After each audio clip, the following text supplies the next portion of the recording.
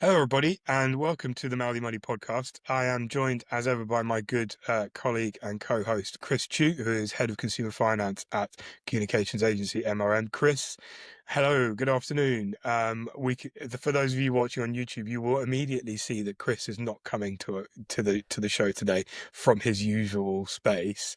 He is out and about, and we're going to explain why. Chris, hello, how are you doing? Hi Ed, how's it going? Yeah, I'm good, thanks. Yeah, I've just taken up space on a bench here, so nobody's allowed to sit here. I'm A hogging the little bird, bench. a little birdie tells me that you are haunting a park ahead of the Oasis gig. Have you got any tinnies with you or anything like that? Just No, maybe not hanging yet. No, out? so let's get this out of the way.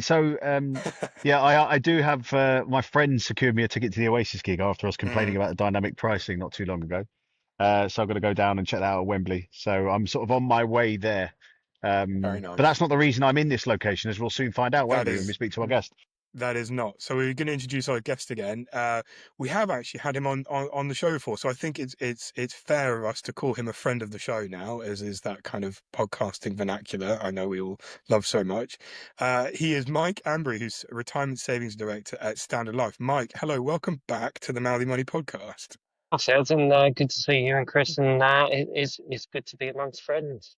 Yeah, absolutely. Now, I know I get the sense that you're somewhere a little bit more famous than I, Chris. I Chris has got greenery. Where are you? yeah, I'm loitering just by the Thames on the North Bank, so nobody's going to ask me to do any circus tricks though. So, Oh, brilliant. I can just about see the Shard in the background. So you really are. You're on the river in central London. indeed. Um, Now, there's a good reason why I've got the two of you as my guinea pigs out and about today, because we've never done this. This is a world first for the Mouthy Money podcast, having a guest and a co-host out and about on the streets, both in within London, I might add. Um, Now, the reason why is because we're going to talk a little bit about some research that Standard Life have been doing recently, looking at where people make kind of important financial decisions or where they go to think about important financial decisions. And Mike, just tell us a little bit more about what you guys have been looking at and what the story is there. Yeah, cheers, Ed. It's good to be able to talk about this. So, what we thought we'd do at Standard Life is just try and find out where the population actually makes some of their decisions.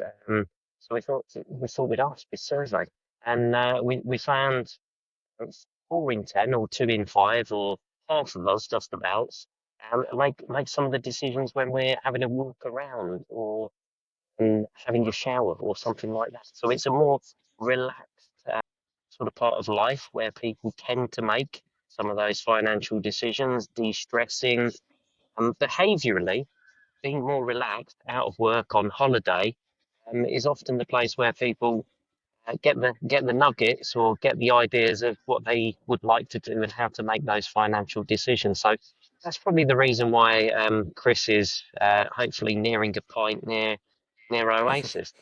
Exactly, yeah. So we've got a few different places that have kind of cropped up on the list. I think one of the most popular, if I'm not wrong, is going for a walk, and that's kind of that makes sense, doesn't it? I mean, I often do that. I'll take the dog out in the morning, probably by myself, have my own thoughts for half an hour, whatever it is, and that's probably quite a common thing, I'd say. There are some slightly more unusual ones though as well, aren't there? Yes, Mike?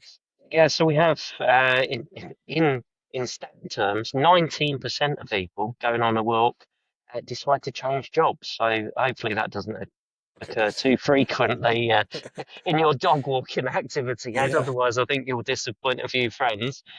Next one coming in strong for Chris later is 21% of people in the pub make a decision about where they reside and their property needs.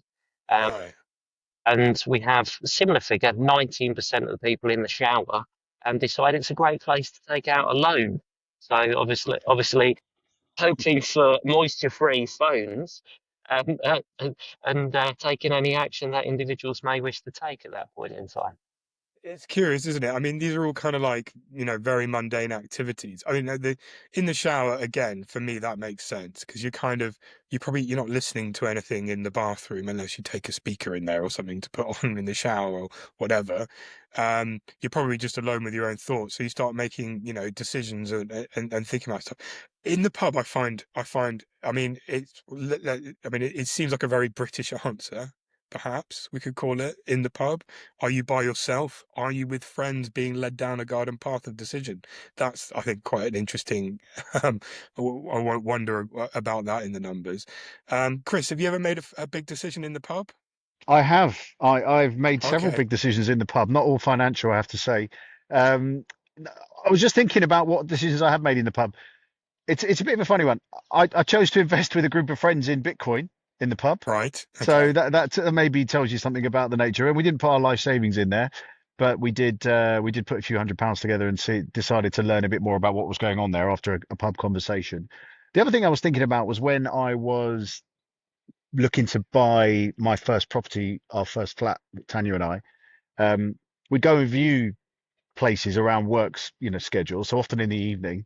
And then you'd sort of wanted to get a feel for the area and what it was like. So actually, we made decisions about properties we were going to make offers on in the part of North London that we lived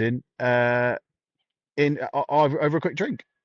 yeah, So I suppose that does constitute a financial decision in some ways because it's a huge amount of money that you're bidding for the property. But it kind of mm, made sense because you needed somewhere neutral to debrief, but you wanted to stay in the surrounding area to get more of a feel of it, and to strike while the iron was hot, as you like, if you like, and have a conversation about what we found and what we like, what we dislike, and kind of order our thoughts. So yeah, I think it's not all 5 pints and then get on the buy now, pay later. It's yeah. maybe a bit more structured than that. No, I mean, there's an interesting reflection there, isn't there? I mean, I think in the pub, it comes with the connotation of you having a drink kind of thing. But there is also, for me, I'd say there is a kind of, it's a sociable activity, right? So you're probably with friends, you might be with colleagues or whoever it is, or your partner, but you're perhaps having that conversation and you're helping clarify things in your head. I mean, I think when I've had, asked friends for advice or their views on things, the pub's a pretty good place to do that generally. And if you've had a pint, that's probably, eased up your any kind of concern you might have about sharing. I mean, that's what goes through my head. Mike, what about you? Have you got anywhere in particular where you go to make a big decision, or any kind of big decisions you remember making in a specific place? I'd probably say it's quite odd. I do reflections at the end of the year, but I tend to be away at the Hmm. end of the year, so I tend to go a bit geeky. So I tend to think, how can I avoid paying tax? So I might think, should be diverting more to my pension at that point in Hmm. time. So I tend to think, can I salary sacrifice more or something like that? That tends to be my annual thought. And then Hmm. at the same sort of time, historical decisions have probably been like on property. It's probably going a walk with a partner and, dare I say, in a bar or a restaurant or something like that. You socialise with your friends. This is what I think I'm doing. These are and you like to, I don't know, so probably similar to you guys. You like to share with your friends and family at the time, and then it's sort of, I'm making this decision, but then it's a group decision, so I can sort of blame Yeah. other people at the same time for, for where I end up, and where they have to come and visit me and that sort of thing. So Yeah. I'd probably say it's being relaxed at that point in time, and making a Hmm. decision where relevant. The other thing that I'd probably say is, and something, a lesson that somebody gave me, which is down to that 5 points. Think about things. Yeah. Don't always jump at things. 5 points, it seems rosy, but if you can, just leave it till the The next next morning. day, Yeah, yeah, you might reflect on it the next day and realize it wasn't such a good idea, or perhaps you've made the decision after 5 pints and then you get the regret, which is yes, probably not as good, not a good thing. absolutely. Um, no, I mean, I kind of chime with you on that for myself. I mean, I did think about when we first looked at this story, it was kind of, well, where do I go and make a decision like this? And the thing is I mean, in my with my wife Ellen, I mean, I tend to be the ones because I spend all of my time talking about finance and money and this kind of stuff. I tend to be the one who makes a decision about something that we're going to do, or considers a few different options, and then I'll kind of bring things to her and say, well, we want to do this, but these are our kind of options, and that kind of thing. And I tend to stew on stuff for a long time and then suddenly just make a snap decision. It'll be kind of like I won't know which way to go on it, and then you ponder it probably off and on, doing my day-to-day everything for about a week or a month even, and then it'll be just like, no, I'm going to do this, and then it just kind of for me it just tends to flow forth from that point, and it doesn't really matter where I am. Although generally speaking, because I spend a lot of my time on my desk or walking the dog, it's probably going to be one of those two places, I would imagine, or maybe chasing my son around a park, as is a more recent phenomenon. um so That's yeah. interesting. That's interesting. Yeah. So I'm going to bore you guys a little bit with what. So I'm on my way to Wembley. So I'm originally sort of grew up and lived in a place in northwest London, which is where I am now because I'm on the way over that way to meet some friends who are in the area. Um, and I was thinking about, actual decisions they're made in the pub kind of thing, but the longer term idea about, you mentioned changing jobs there and career, Mike, and what am I going to Yeah, do and all that kind of yeah, yeah. stuff, was made running around the streets of where I am now. Funnily enough, listening to Mm. Oasis, probably. When I was like 15, 16, 17, or 18, coming back from university. What am I going to do with my life? What do I need to earn?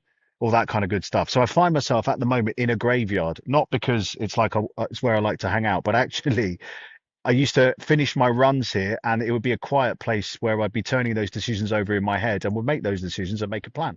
And there's also a graveyard near where I live at the moment, which somewhere else where I go with my sort of young daughters, take them for a walk in there. It's very quiet, it's very peaceful. You don't often get interrupted, and you're able to kind of get a think about it. And I go on less runs these days, sadly, because my knees are 42 years old rather than sort of 18 years old. So I think the decisions themselves, obviously, there are practicalities you have to make, but it's that also built, thinking about ambitions and where you do that. And I found often that needs to be kind of a solitary thing. I've always known, for example, on the way here, I was walking down a street where if you asked me when I was 16 what I wanted out of life, it was to be buy a small two up, two down on that street. It just kind of hit me as I was walking through there. I've got, managed to get a house in a different part of London, so I'm very privileged to be able to do that. But you kind of think that ambition maybe was set there in my head at that time, and then you had to go through the reality of working through it and what you need to do. So um, those broader things have definitely happened out of the house, doing something else and letting it sit on the back burner, Ed, like you said. And then when the decision comes, you have an idea of what you want to do with it, and then it's about the practicalities. And so the actual decision making, particularly since I've, met my wife Tanya and we got married and started to make big financial decisions together, has been at times when we're together. So previously, when we didn't have kids, it would be in a pub or whatever. Now it's often over the kitchen table, while you're giving your 10-month old dinner or something like that, or just finished bath time with the kids and you manage to sit down in the living room and have a quick chat over a glass of wine or something. So yeah, it's really interesting. But I think those kind of knowing what I wanted to achieve, what I wanted to do, has been made on those kind of longer term ambitions have been definitely um, done while moving and finding somewhere quiet like a graveyard to think about it. So Yeah, funny enough, Chris, actually, I mean, thinking about it now, one of the things that I do with Ellen is we'll often be driving on our way somewhere, and we two of us need to make a decision about something, but because we're sat next to each other in the car, we don't have to look at each other. One of us, usually me, is driving, and we're just not looking at each other, talking to each other about something, and it's takes almost the like intensity out of it, does it? yeah, it just removes the kind of like face to face. Yeah, now I think about it, and we kind of make decisions like that. I was going to ask though, actually, Mike, Yeah, yeah. are there any kind of, I mean, eh, when you kind of go through these decisions and think about, what you're going to do, are you a pros and cons list maker? Do you just do a lot of research? Kind of, do you have a bit of a process that you go through in your own head with that kind of stuff? Yeah, I should try and make myself sound intelligent, but I'm not going to do that too much because similar to both yourselves, I mean, Chris, when you were talking about going for a run, I probably do a lot of thinking subliminally when I'm relaxed, the same as most people, and that's what the research sort of looks at for us at Standard Life. You're relaxed, your mind relaxes, you can think about things in a passive nature. So it's similar to me when I go to the gym. Things just percolate. it can be ideas about what you're doing Mm, at work, but generally it can go into finance and what it means and the more, I'd say, the deeper things in life.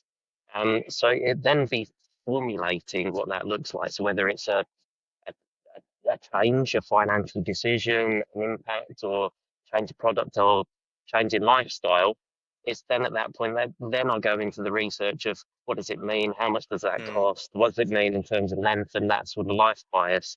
And then I'd probably do the same as you, not by a not by a car that's self-driving because you just want to avoid a little bit of eye contact where you get to the right political term in home life, and then you go, I think we're gonna move home, or I think we're gonna do this, that, and the, or just gonna change job, or whatever it might well be. So it percolates, get the ideas by passive nature. It's got to, you get a feeling, you get an emotional, got to then sense check it through and then do the proper research of what's the implications, what's the pros and cons, which mm.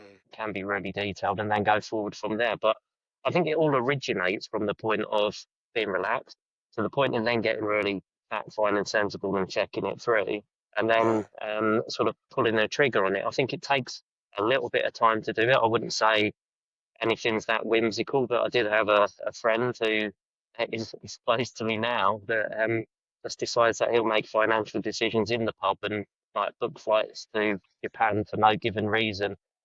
Whether that impacts his ability to go and do other things or not, yeah, I guess it's part of life. But for me, it's probably more of a longer term process. Yeah, yeah, yeah. I think it's interesting. I mean, it's not something that I guess we talk about. I mean, on Mouthy Money, we talk about, wealth and money and pensions a lot and all this kind of stuff. And we always talk about, having a plan, making a plan, having that kind of that goal setting in mind and what you want to do, be it 1 year, 5 years, 20 years, or 30 years kind of thing. But just having that kind of plan in your head is really good.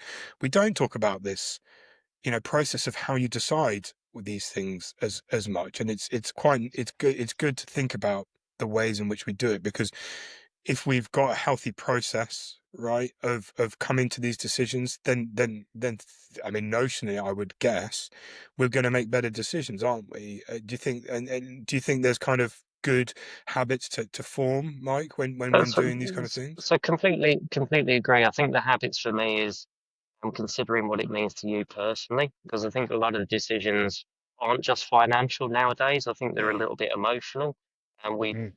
personal viewpoint is you live life the way you want to live it, and it's very high personalized. I think it's the same when people make, when we talk about pensions and making retirement choices. Sometimes it can be financial. Other times it's, you know what, I want to have protection for my family. I want to make decisions that are here and now. I don't want to revisit those sort of things. So for some people, it's a one-time decision.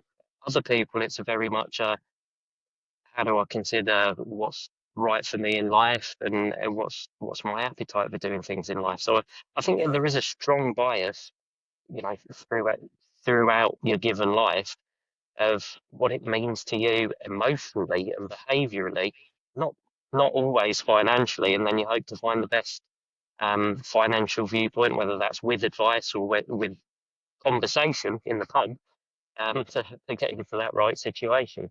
yeah. Chris, we come back to this a lot, don't we? Where we talk about how making these kind of decisions, obviously there are it's financial matters that we're taking care of, be it, taking out a particular mortgage or how much we're saving into a pension, this kind of thing. But really, these decisions, we set them in terms of finance, but really it is about life decisions, isn't it? It's about choices we make that can improve our lives or set us on a certain direction of travel.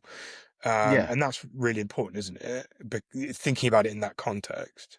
Yeah, I think the emotion thing's really, for me anyway, I'm quite an emotion-led person. So, you know, go back to the going for a run thing. It's kind of like you change your physical and emotional state, you get to a different headspace, and therefore you're able to think clearer. You kind of shed the stresses of what other things might be bothering you, and it helps me to think clearer. And it may, over time, you kind of get happy with a sense of direction on where you want to go with it. And then there's a subsequent, when the rubber meets the road type of conversational decision that needs to be made when you actually, you know, press send on that salary sacrifice email, Mike, or you make the bid on the house, or, you decide to book the flights to Japan like your friend does there. I think all of that if it sits in a wider framework though for me, which is what is important to me, what do I value? And for me, it's my wife and my two kids first and foremost, their well-being, and then wider family and friends. So it's like, well, once we've got all that sorted, money allocated to all the things that need to happen there, what does the rest of it look like, and what is feasible from there? And then you make decisions based on that. So um, there were some things that I was absolutely clear that I wanted to do. I always wanted to kind of buy a property if it was possible. I always wanted to save for my pension. I always wanted to save up a good kind of um, emergencies fund, which I've managed to do all those things. And then there's other kind of discretionary things, which is where do we go on holiday this year? And that's a bit more like you described, Ed, on the sofa, as I think I talked about recently with the Holiday Nightmares podcast that we did, which is we have a chat about what our budget is for 2025 and we decide what we can get for our money and what we're willing to sacrifice and what we're not willing to sacrifice. And then we kind of go for it. So that's, there's slightly different processes, but they all kind of fit within that larger framework of what's important to you. What are you comfortable with? What is it you want to be able to do with your money and what are you going to be able to live with decision wise and kind of go from there. It's funny. I did it with my pension this week. I did it with my wife's pension as well. I've been trying to sort of work out our contributions and whether we're going to be okay. And it's 30 years away, right? So there's no telling what would happen. But based on the good, best laid plans we've got at the moment, where do we end up? And at the moment, it's showing that we're both going to be kind of moderately comfortable. We're both like, are we all right with moderately comfortable? Yeah. Okay, well, let's aim for that then. And then that kind of frees up other discussions around what we want to do with other bits of money if the opportunity arises. So, don't know what moderately comfortable means, but we feel all right with it. So that might be something completely different in 30 years' time, but that sounds Yeah, fine. We feel okay with it. So, and we'll do some research around that to understand it. So, rambling on a bit there, but hopefully that makes sense. That kind of yeah, larger it does. framework's already Yeah, been set, and then it's those little decisions that you agonize over whether they serve the purpose of those wider framework is the tough ones that you kind of get together around a pint or it comes to you in the shower or as you sit in silence on the M1 or whatever it is, Ed, you do and go M1. from No, there. no, So M5. No, Exactly. Mike. I think there's one kind of really important thing to mention at the end here, as we kind of draw things together. And that's obviously making these decisions. It's great to have a process in mind and think about the ways in which you do it. There are circumstances though when kind of perhaps making that decision, the decision you need to make actually is, well, I actually probably need a bit of help on this, right? And that's when you need to. There are circumstances where maybe you need to think about getting something like financial advice or at least some form of guidance. And that's really important, isn't it, in some circumstances? Completely agree with you. I mean, some decisions you don't want to make with regret. Like I say, you think about things to begin with. Other things are quite complex. So I think, Chris, you really described well. You know the major decisions and where you can get comfortable. Other things, uh, to, to non-experts, are quite complex decisions to make, and that can be at pivotal points in your life. And making those decisions, you need help, you need support, and you need advisors who are qualified to help giving you that holistic and lifestyle advice at the same time. So I don't discount it's really important to actually seek that advice on what I'd say could be life-changing financial decisions, where, if you're not certain, don't chew it Yeah. over in a pub about it. Chew it over to a point, and then maybe validate what you think with someone who's qualified to do that. And we tend to, I mean, just finish, we tend to quite narrowly think of financial advice as something helping with investments and pensions and that kind of thing. But it extends it in a few different ways. I mean, you can get mortgage advice, you can get, help with finding things like income protection and life insurance policies. So there's lots of different stages of your life where you probably could actually benefit from that, couldn't you? 100%. I'd go from the very start in my life. Where do you need to get sort of life cover? How's that Mm. work? That right through to what do you do at the point of retirement? I think each of those people, did I exit school with any ability to know what all of these products were? And what point? No, I didn't. Do you go Yeah. to family? Possibly not, but can you bulk them with other decisions? So you get a mortgage, we need life cover. Those sort of decisions where you get pointers, advisors to help you out at that point in time, I think are just really strong reflections. Yeah. Brilliant. Well, this has been actually really enjoyable chat. I think looking at this stuff from a slightly different. I mean, perhaps thinking about it in the pub slightly tongue in cheek, but really nice different way of considering the decisions we make. So thank you both for going out and about. Mike, I can see a very nice Tate Modern in the background or in your background now. So you get top marks for scenery in your out and about. Chris, very nice and green though. But yeah, Mike, thank you for joining us. It's a pleasure. Good to catch you, Ed and Chris. And Enjoy Oasis also. Thank you. absolutely. We'll have you on again very soon. And Chris, thanks as ever for your input as well. And do My pleasure, enjoy, Ed. like Mike says, do enjoy your visit to Oasis at Wembley. Thank Thank you you. everybody for listening in. We'll see you all again very soon. And with that, goodbye. Thank you for tuning into the Mouthy Money podcast. Don't forget to hit like and subscribe on all our content. Follow us for more on your preferred podcasting channel, including Spotify, YouTube, or Apple Podcasts. Stay in touch by following our social channels on Instagram, TikTok, and LinkedIn. And don't forget to subscribe to the Mouthy Money newsletter on mouthymoney.co.uk. The Mouthy Money podcast is produced for general informational purposes only. It should not be construed as investment, legal, tax, or other forms of financial advice. If in any doubt about the themes expressed, consider consulting with a regulated financial professional for your own personal situation. Past performance is no guarantee of future results. Investments can go down as well as up, and you may get back less than you started with. Never invest more than you can afford to lose. For more information, visit fca.org.uk/invest smart for more. Thank you.